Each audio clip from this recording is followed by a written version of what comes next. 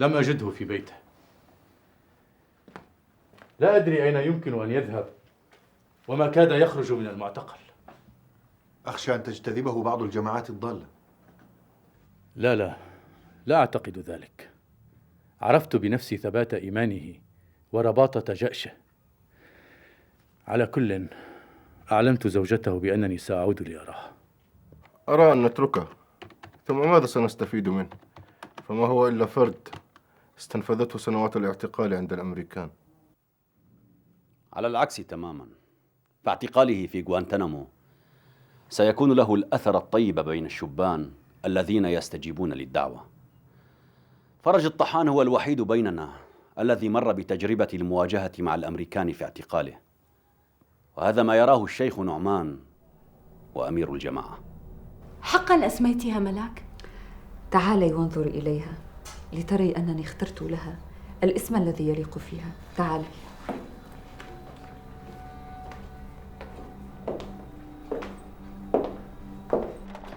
ما علاقة أطفاله به؟ إن كبرا سيكبرا على الفساد والضلال. رشيد لديه طفل وطفلة. الحادث الأول لم يمسه بسوء، لم يفقد فيه غير سيارته، لهذا لم يتأثر. إن اختطف طفلاه تم الاتصال به. لم أعد أحتمل هذا الرأي. لم أعد أحتمل أن يذهب الأبرياء ضحية الآثمين. غريمنا وعدونا هو بنفسه، لا شأن لنا بأطفاله. فكر بشيء آخر يا جعفر، فكر. الشيخ نعمان وأمير الجماعة لن يوافقا على هذا الأمر. ما كنت لأمضي في أمر دون الرجوع إليهما.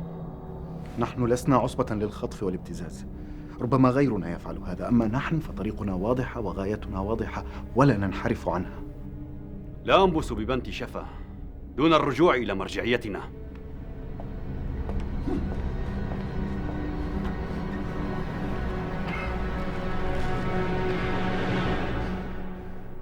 مع السلامة.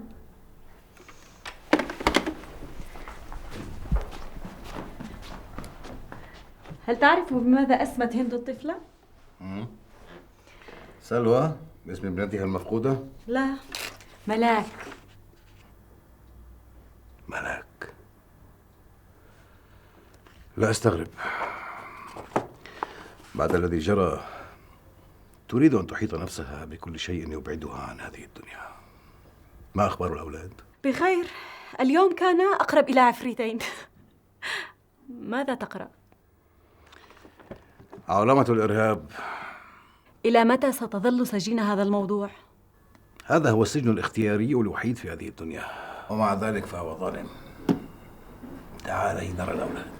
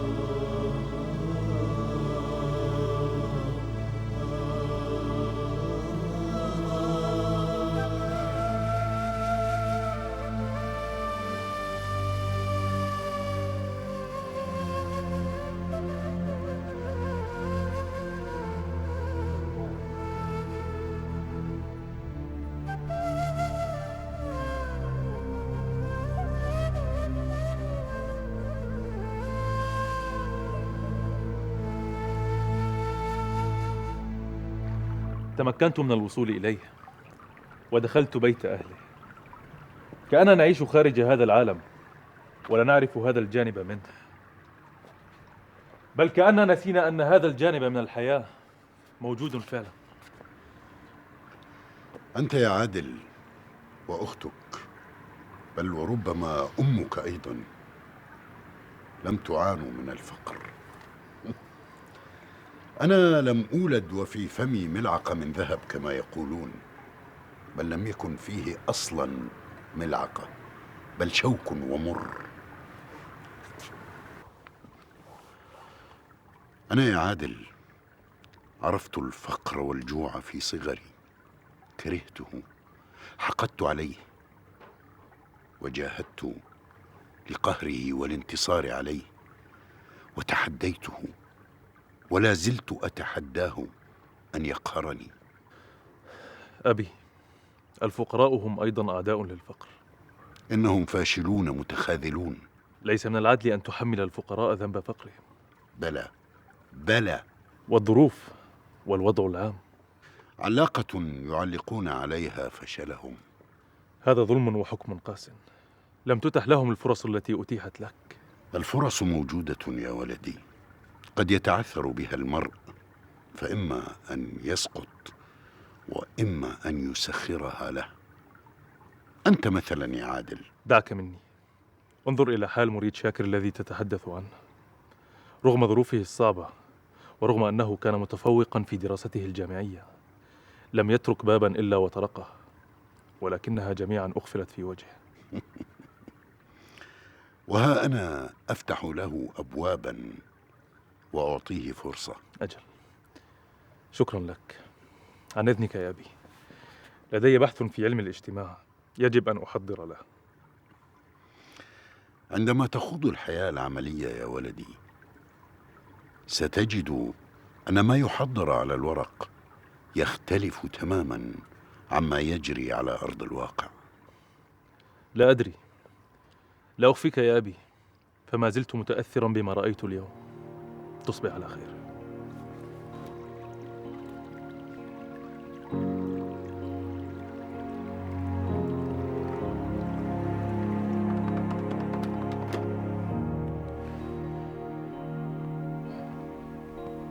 الو، مساء الخير. الدكتور جواد موجود؟ نعم، أنا رشيد، لو سمحتي. مساء الخير دكتور. الحمد لله، كنت أفكر في لقاء خاص بك. لا، وراء الكاميرات وخارج الاستوديو. نعم، أفكر أن أتصل بالشيخ الدكتور أحمد قسام نجم. نعم، لو سمحت نلتقي على الموعد إذن. تعرف الفندق؟ نعم أعرفه، وسأجد رقم الهاتف. لا، سأكلمه أنا وأقنعه. حاضر، سأتصل به وأرد لك الخبر. مع السلامة. صحيح، شكرا على هذه الفكرة. مع السلامة.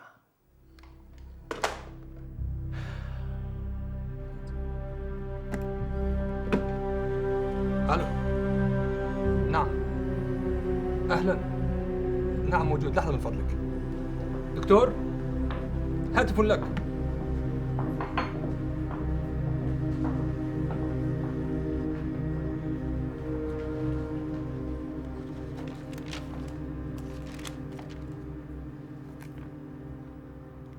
السلام عليكم. أهلا دكتور جواد، يا مرحبا، حياك الله. لا شيء، جالس أقرأ كتابا. أنا بخير من الله، لا يمكن أن أقطعه ثم أكمله فيما بعد. طبعا، ولو تسرني رؤيتك. أنت والأخ رشيد، يا مرحبا بكما، يا مرحبا. تعرف المكان جيد. أنا بالانتظار. عليكم السلام.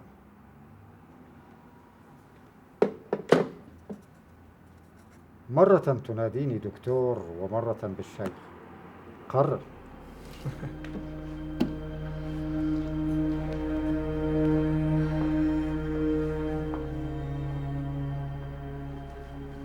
كيف تفكر بهذا؟ نحن نريد أن نسكت صوتا ينعب بخراب الأمة، صاحبه ضال ومضلل، نريد الخلاص منه كي لا يضل غيره، ولا شأن لأطفاله. ما كان لك أن تفكر فيها ابتداء. لو علم الأمير لغضب. غدا سألقى الأمير وأتحدث معه بهذا الأمر. بي شوق لأن أراه وأسمع منه.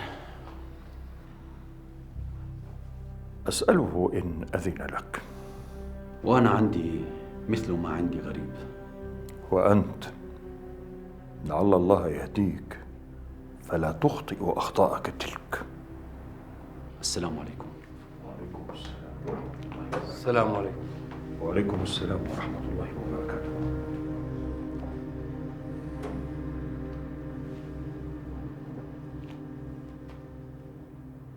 لكن ما يحيرني، لماذا استهدفوك أنت كشخص؟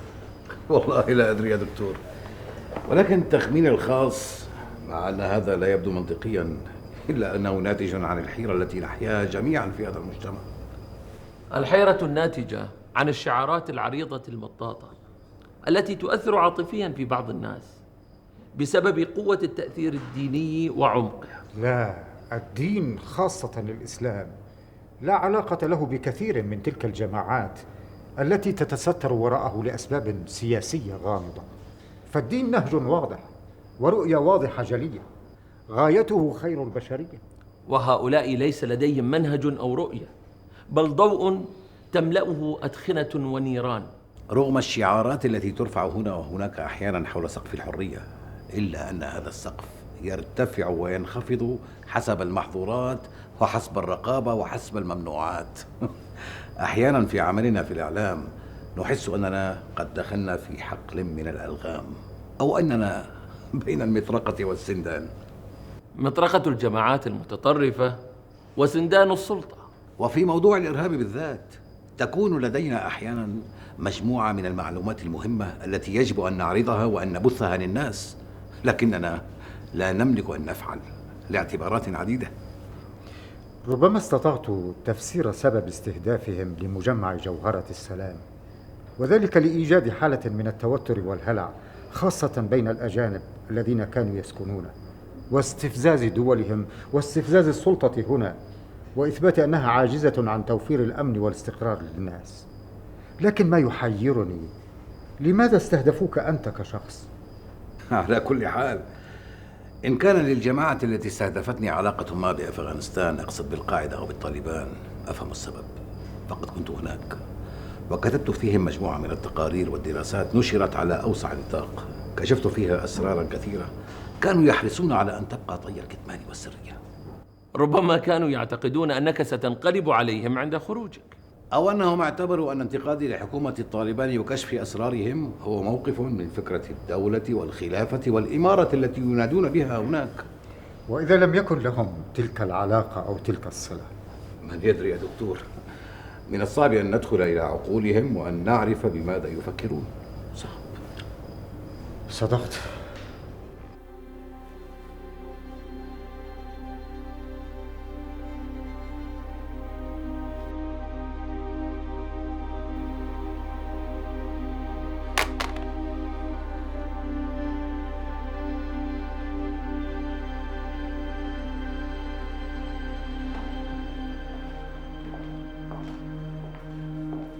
إلى أين؟ لو أردت إخبارك لأخبرتك. إلى أين في هذا الليل؟ لا شأن لك بذلك. اسمع يا حمد، إن استمر الحال هكذا فسترجع يوما إلى الدار ولا تجدني فيها. أتتجرئين علي؟ لا أتجرأ عليك، ولكن حقي أن أعيش حياة مستقرة. اسمعي جيدا، إن فكرت في يوم من الأيام بتجاوز عتبة هذا البيت فسيكون لي معك. تهددني بماذا؟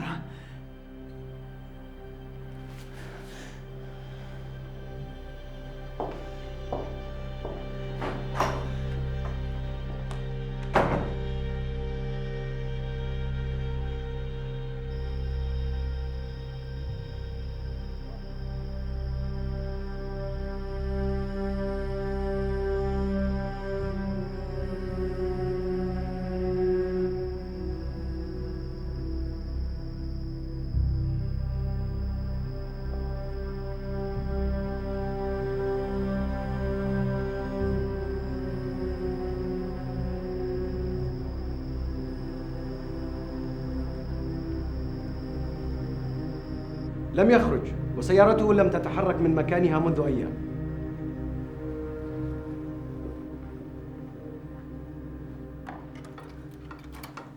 أها، ما زلت صاحية؟ وغاضبة. خير، ما بك؟ السيدة كونداليزا رايس حريصة على حقوقي وذكرتني بها الليلة. ما هذا؟ شريط سجلته لك لتتعظ. كوندوليزا. مع كوندوليزا أفضل الاستماع فقط. الست كونداليزا رايس تغمض عينيها عن كل ما يجري في بلادها وبلاد الغرب من تسليع مرأة وجنس واغتصاب ونسبة ضرب الزوجات، وتفتح عينيها على شؤون المرأة العربية. انقادت سيارتها في هذا المكان وراحت انتخبت في ذاك المكان، وماذا تكشف وماذا تحجب؟ هذا هو العقل الأمريكي الآن. لا أحد يملك أن يفكر غيره، ولا أحد يفهم حقوقه بدونه، ولا أحد يعرف الحضارة قبله. هذا أيضا إرهاب. لماذا لا تتحدثون عن هذا في برامجكم؟ يا حبيبتي، أمريكا تملك الفضاء، ونحن برنامج صغير في قناة متواضعة في نقطة إعلامية محصورة في بحر من الأقمار الصناعية التي لا تنتهي، وهي كلها أمريكية. خشيت أن يكون غضبك علي لتأخري. عليك عتب وليس غضب. يجب أن تطرحوا هذه الموضوعات في برامجكم. يجب أن يكون هناك توازن في طرح وجهات النظر. صحيح، معك حق.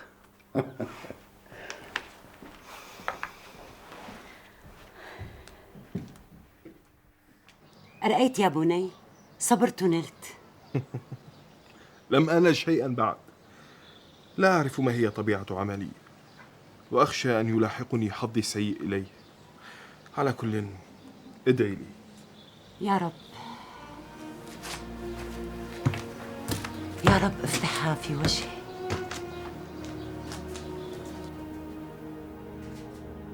ألن تنام؟ بلى، ولكن فرج، ما الذي يقلقك؟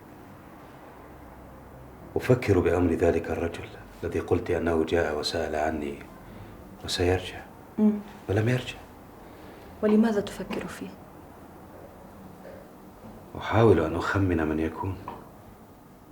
إن رجع تعرفه أو تنسى أمره. هذا الموضوع أبعد من ذلك. كأنك تعرفه، وإلا ما شغلك بهذا الشكل. أخشى أن يكون أحد أولئك الذين كانوا معي في أفغانستان. وما المشكلة في ذلك إن كان عزيزا عليك ويريد التواصل معك؟ أنا لا أقصد شخصا معينا يا زهرة، لا أقصد شخصا معين.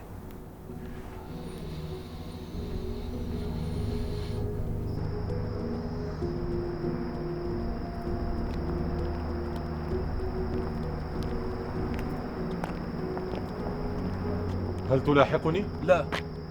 أحسست بك وكأنك تلاحقني. مصادفة أننا في نفس الطريق.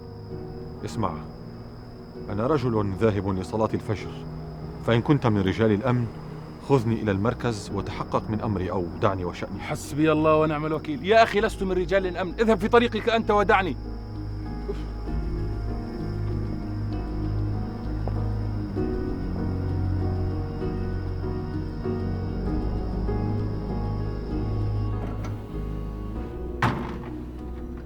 يقلقني تأخر حمد. لا تخشى على حمد، فهو حذر جدا.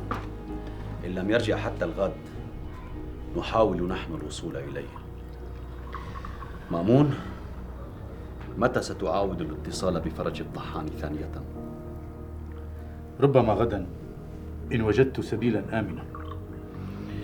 لن نستخدم الوسيلة الماضية، فلن يكون هدفنا هذه المرة سوى رشيد وحسب. لا أدري لماذا نركز على هذا الشخص بالذات، نبدد جهودنا ونهدر طاقتنا عليه. لأننا فشلنا في الوصول إليه في المرة الماضية، وأثارت تلك الحادثة تعاطفا شديدا مع الذين قتلوا. إن نجحنا في التخلص من رشيد أعدنا الأمر على ما كان عليه، نستهدف فقط خصومنا وأعداءنا. فليست الأهمية للشخص، إنما الأهمية لعملنا. ربما حمد.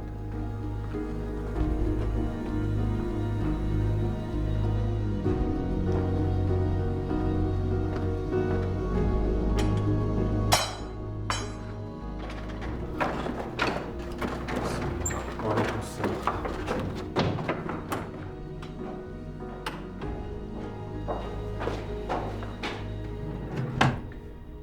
ليلى، أفكر أني لم أدع أحدا من قبل من أركان السلطة أو الحكومة أو رجالاتها إلى برنامجي، فلماذا لا أفعل؟ رشيد، أرجوك، أنا أريد أن أنام.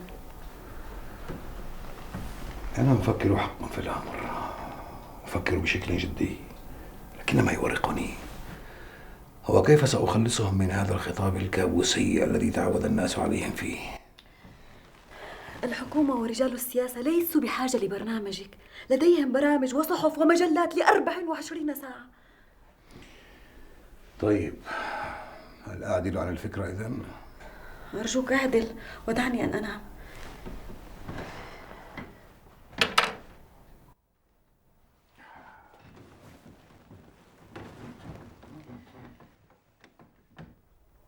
وإن استطعت أن أجمع رجل دولة، رجل من السلطة مع رجل متطرف. أمريكا بحد ذاتها لم تستطع أن تجمعهما يا حبيبي. وإن استطعت أنا؟ لا، هذه تريد فنجان قهوة. ابتدأ النقاش. لا، أريد أن أشرب القهوة لأنسى رجال السياسة والمتطرفين وأمريكا. أي كابوس تريد مني أن أرى؟ هذا حديث يروى في غرفة النوم. آسف.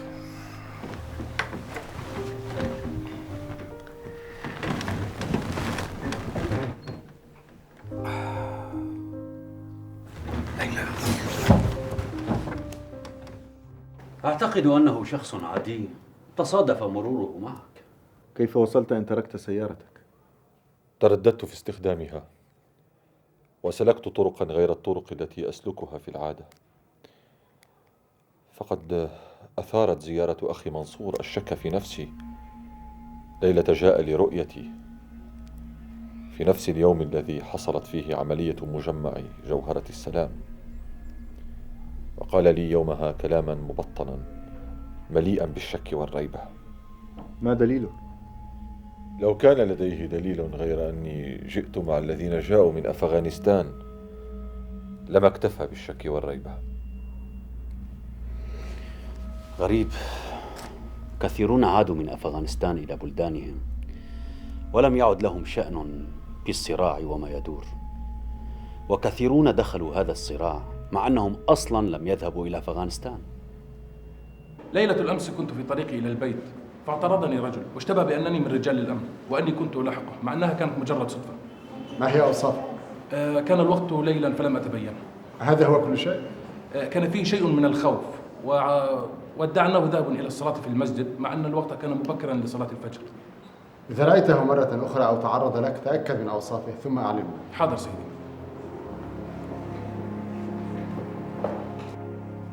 هذه أفضل ملابس لدي. مريد. الناس هذه الأيام تحكم على المظهر. حكم البعض علي فعملت أعمالا بسيطة دون أن يسأل أحد عن شهادتي. بدون فلسفة. الوضع مختلف الآن.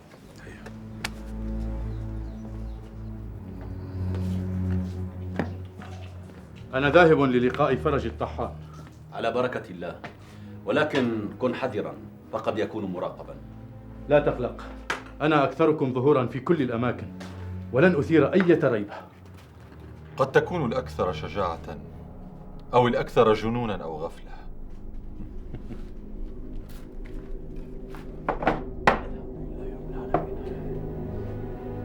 سأساعدك.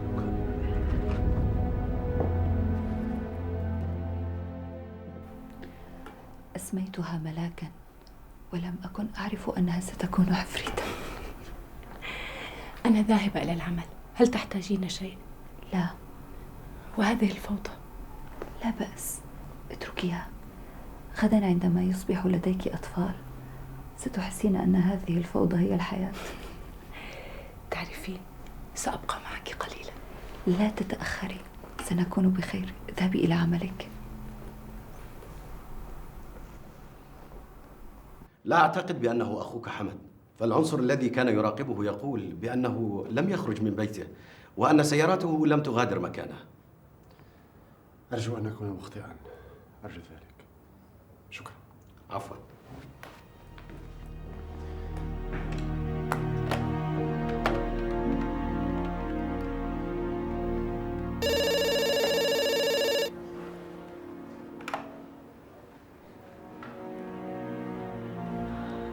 أهلا منصور. حمد؟ نعم موجود. نعم في البيت، لكنه نائم الآن. أتريد شيئا منه؟ فقط الاطمئنان؟ حسنا، شكرا لك. مع السلامة. سامحني يا رب، هذه الدوامة وهذا الغموض يفقدان عقلي.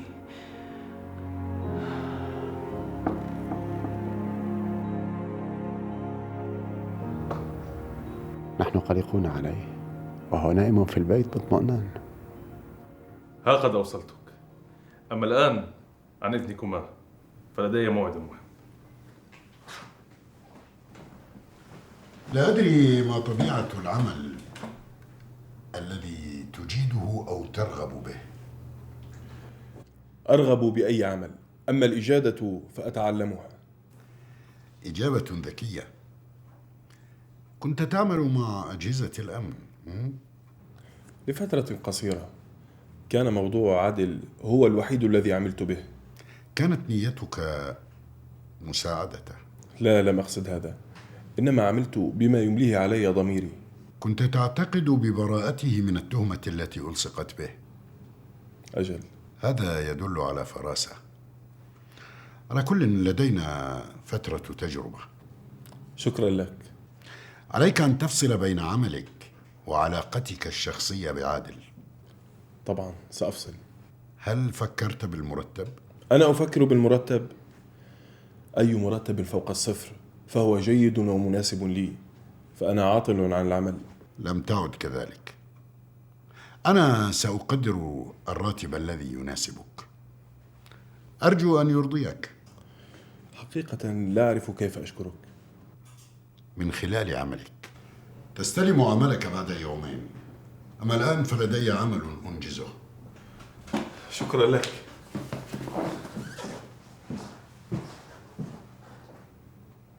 انتهينا؟ لحظة أستاذ رشيد، المقدمة الإعلانية للبرنامج الجديد ضمنتها مشاهد من الأعمال الإرهابية التي حدثت هنا، لقطات من تفجير مجمع جوهرة السلام، ولقطات من تفجير سيارتك ومن فيها، وبعض اللقطات القصيرة المثيرة. ما رأيك؟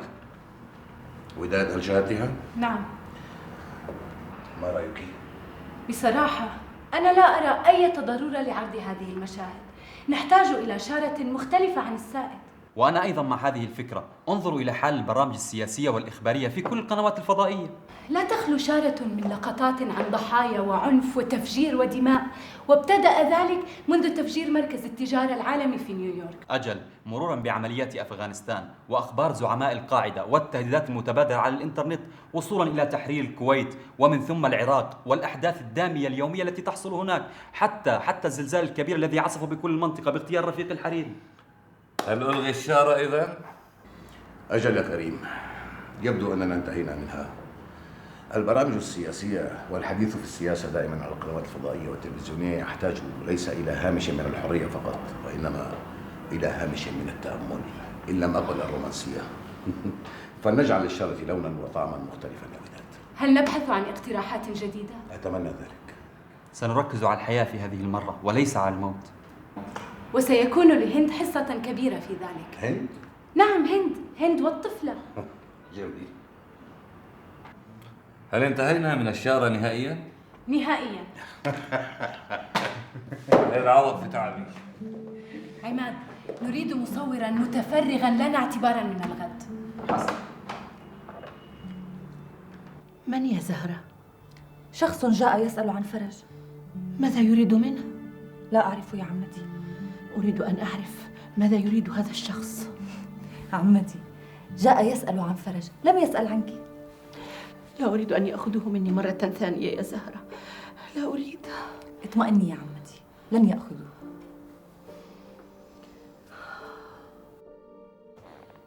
إن كنتم كما تقول تسعون لإقامة دولة إسلامية وتثبيت الحاكمية لله على الأرض، فمن الذي سيحكم بأمر الله؟ أنتم؟ أريد أن أعرف. نريد أن يستمر الجهاد في سبيل الله إلى أن يندحر الشرك. تسعون إلى السلطة إذن؟ السلطان لله وحده. نحن نريد حكما صالحا يتبع أوامر الله ويتجنب نواهيه. التفجيرات والأعمال التي تحصد الأبرياء ماذا تقول فيها؟ أنا لا أريد أن أسألك إن كانت الجماعة التي تكلمني باسمها علاقة بها. كل سبيل مشروع لبلوغ الغاية إن كانت في مرضاة الله واتباع سبيله. الله لا يرضى بقتل الأبرياء. أكثرت من وصفهم بالأبرياء. أترى أهل الشرك أبرياء؟ أنتم هكذا تحولون البشر إلى أعداء، تطلقون عليهم الأحكام لتبرروا قتلهم. أهذا هو السبيل؟ ليس هكذا تقام الدولة الإسلامية، ولا بهذه الوسائل، وقد قامت ابتداء على الدعوة بالموعظة الحسنة. كأنما غسل دماغك في غوانتنامو. في غوانتنامو كانوا يريدون كسر دماغي، لكن عقلي ظل يعمل. أنا مع الجهاد، مع مقاومة المحتل، لكن هذا الذي تدعوني إليه أنا لا أصلح إليه. لن أضحي ببريء. لا جدوى من الحديث معك. ستنسى تماما أنني زرتك في بيتك، وتنسى ما دار بيننا. لما لغة التهديد هذا؟ على كل حال سأنسى كما نسيت أمورا كثيرة.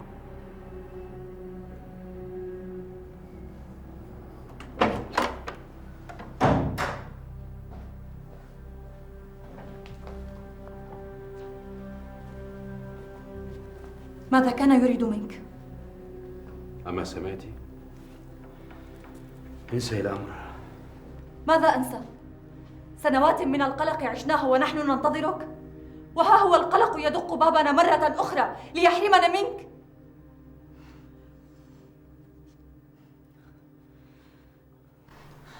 ما زلت غير مقتنعة يا وداد. ما لي أنا ولهذه الأمور؟ أنا أحاول أن أنسى. أنت وملاك من ضحاياها. كل ما نفعله نحن توعية الناس في مواجهة هذه الموجة العمياء من العنف. أنا لا أفهم بهذه الأمور. ماذا تريدني أن أفعل؟ ماذا أقول؟ لا تقلقي.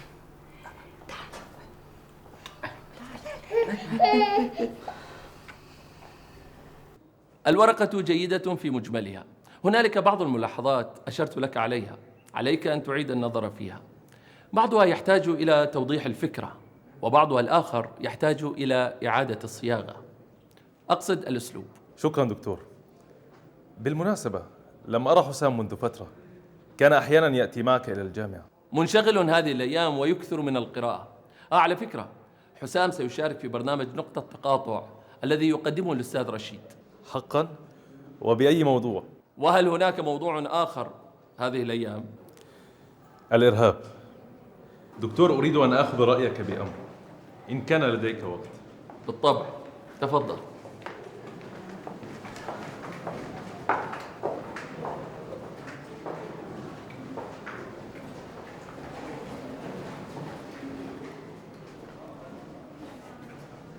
كانت لقطات معبرة.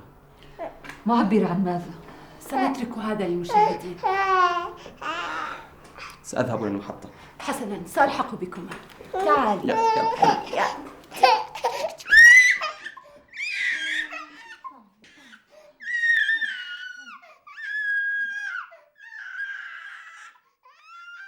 أنت ترى إذن أن التركيز على هذا الموضوع عبر وسائل الإعلام وبهذا الشكل، وكأن ليس في حياتنا غيره، هو توجه خاطئ يضر ولا ينفع. أخشى أن تكون وسائل الإعلام لها نصيب في هذا التركيز. أنا أعتقد يا دكتور أن هذا الوضع الذي نعيش فيه هو وضع استثنائي، والحالة التي نمر بها حالة طارئة وعابرة، لكننا صرنا نحس عبر هذا التركيز إنهما الوضع والحالة الطبيعيين، وأنهما فرضا علينا وشلا حياتنا للأبد. لا تستهن بما يحدث يا عادل. لا أستهين يا دكتور، لكن وسائل الإعلام وخاصة القنوات التلفزيونية بتركيزها على موضوع الإرهاب تحبس الناس داخل هذا الكابوس المفزع. لا أقصد أن تتجاهل الأحداث، لكن أيضا نحن بشر نعيش حياتنا ونستمر فيها. أوافقك على أن يتم أيضا التركيز على الجوانب الأخرى من حياتنا، وأننا قادرون على الاستمرار في الحياة رغم كل ما يحدث. سأنقل هذه الملاحظة إلى الأستاذ رشيد حين ألقاه. وأنا بدوري سأصحح الورقة على ضوء ملاحظاتك. شكرا.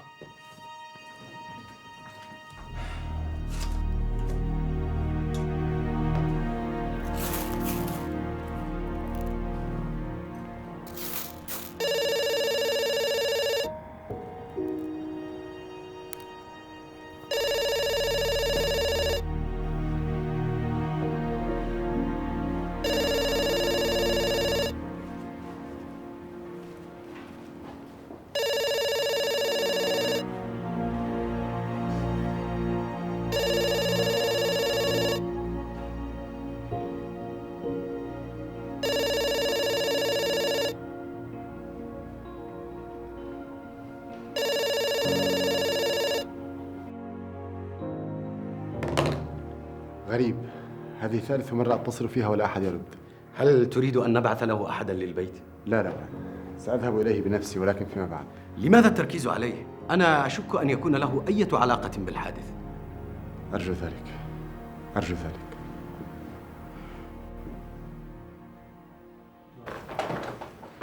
لا جدوى من الاتصال بفرد الطحان أو حتى الحديث معه. ننسى أمره لبعض الوقت إذن.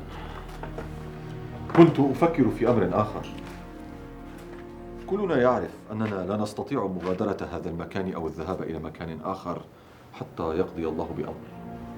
كلنا متفقون على هذا يا حمد، فما الجديد؟ ماذا لو داهمنا أحد فيه؟ نقاتل طبعا، فلدينا في هذا المكان ما يعيننا على القتال. أقترح أن نفخخ ونلغم هذا المكان بحيث ينفجر في أي شخص يحاول دخوله غيرنا. ما رأيك يا بدر الدين؟ نستطيع فعل ذلك. أنت خير من يقوم بهذا الأمر.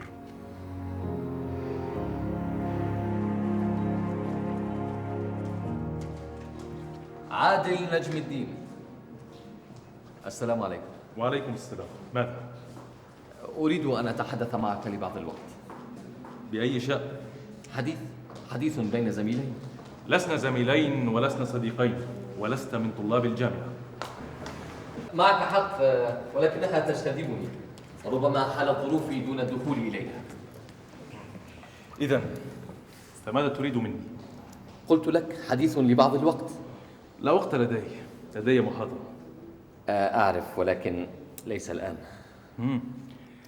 تعرف أوقات محاضراتي، فأنت تلاحقني إذن. ألاحقك، أنا فقط أهتم بك. هددتني من قبل وهددت الدكتور جواد، فماذا تريد بعد؟ أعيد حديث لبعض الوقت. حسنا، ولكن خارج هذا المكان.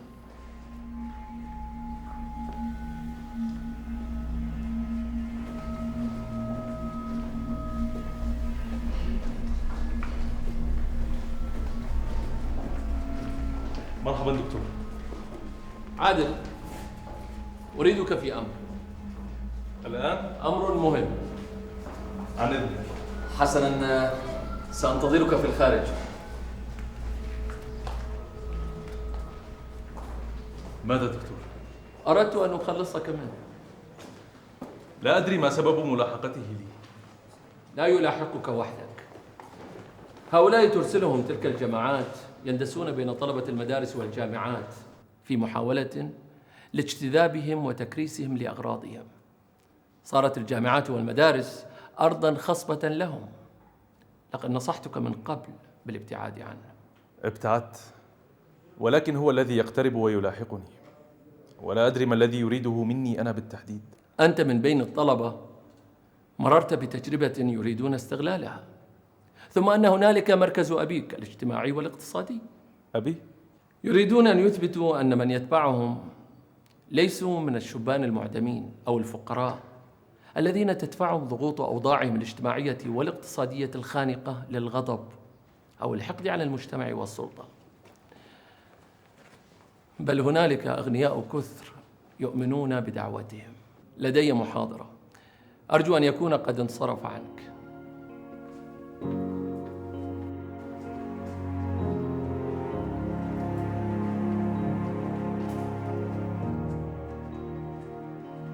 متى غادر؟ منذ يومين. حين اتصلت بالهاتف قلت لي إنه موجود ونائم. لماذا؟ لا تسألني. سيارته ما زالت في مكانها.